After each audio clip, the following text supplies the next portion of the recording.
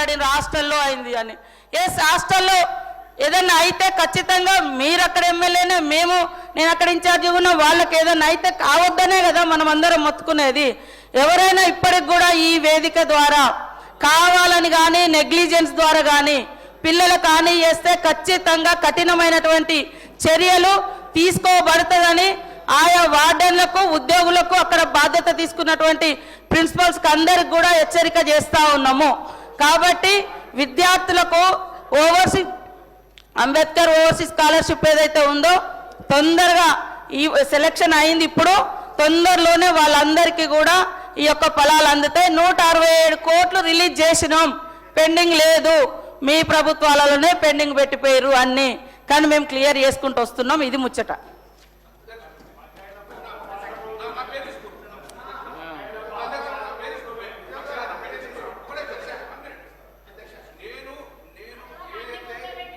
అధ్యక్ష, నేను ఏదైతే తమరు ముందు నేను ఏదైతే స్టేట్మెంట్ ఇచ్చినో దానికి నేను కట్టుబడున్నాను.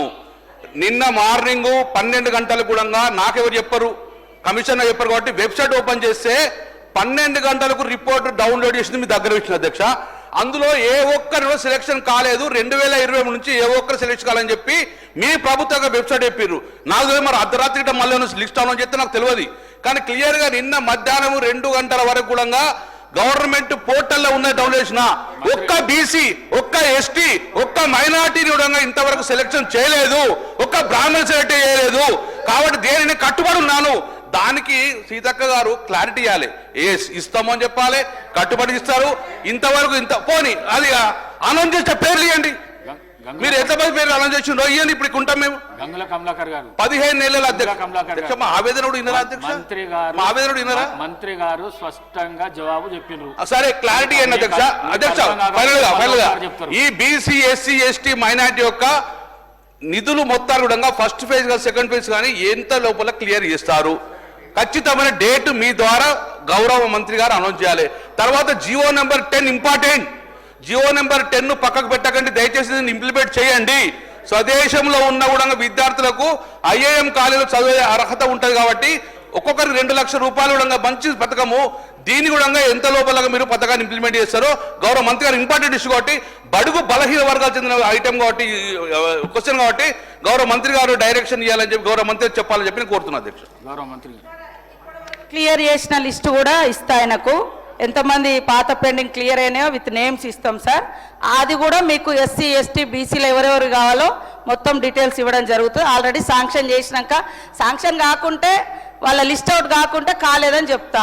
లిస్ట్ అవుట్ అయింది కాబట్టి మీ చేతికి ఇవ్వడం జరుగుతుంది. గతంలో లిస్ట్ అవుట్ కాలేదు, నేనే ఆ రోజు సీఎం గారు చూస్తున్నారు ఎడ్యుకేషన్, నేనే ఆ రోజు ఆన్సర్ ఇచ్చిన. ఈరోజు కూడా నేనే, ఆ రోజు ఇంకా కాలేదు చేస్తామని చెప్పిన, ఈరోజు అయింది ఇస్తామని చెప్తున్నా. 167 కోట్ల రూపాయలు పాత బకాయిలు ఇచ్చినాం, ఇంకా 25 కోట్లు పెండింగ్ ఉంది. అది కూడా తొందరలోనే క్లియర్ చేస్తాం. క్లియర్ అయిన లిస్టు కూడా పంపిస్తాం సార్.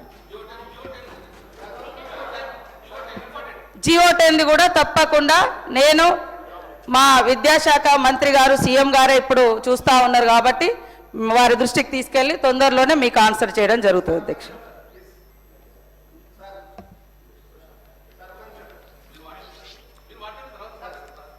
చెప్పినా కూడా వాళ్ళు అదే ముచ్చట చెప్పిన ఆల్రెడీ. నిన్న సండేనయ్యా, నిన్న సండే మేము ఎప్పుడో సార్ బీసీ వాళ్లకు 110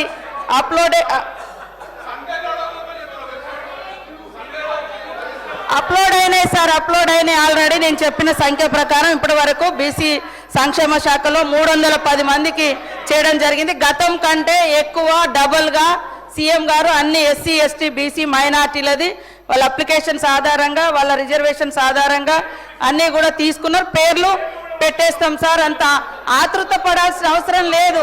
అరే సమస్య ఎక్కడన్నా ఉంటే కావాలని కాకుంటే బాగుండు అనేది వాళ్ళ బాధ సార్. మేము చేస్తూ ఉంటే కాకుంటే మేము చెప్పుకోవచ్చు, రాజకీయం చేసుకో. అరే కావాలి, ఎడ్యుకేషన్ కాడ రాజకీయం వద్దని నేను మస్తు సార్లు చెప్తా ఉన్నా సార్. మీరే చెప్తున్నారన్న. ఆయన అయితే బీటెక్ కాలేజీలో, రామ్టెక్ కాలేజీలో చదువుకుని ఆయనకు నాలెడ్జ్ ఉంది. నేను ఎస్టీ గర్ల్స్ హాస్టల్ ఎండాకాలం వానకాలం చదువు లెక్క నాదైంది సార్. అయినా కూడా సమాజాన్ని చదివిన కాబట్టి కొంచెం సమాజ జ్ఞానం, పబ్లిక్ ఇచ్చిన జ్ఞానంతో ఈ స్థాయిలోకి వచ్చింది సార్ నేను.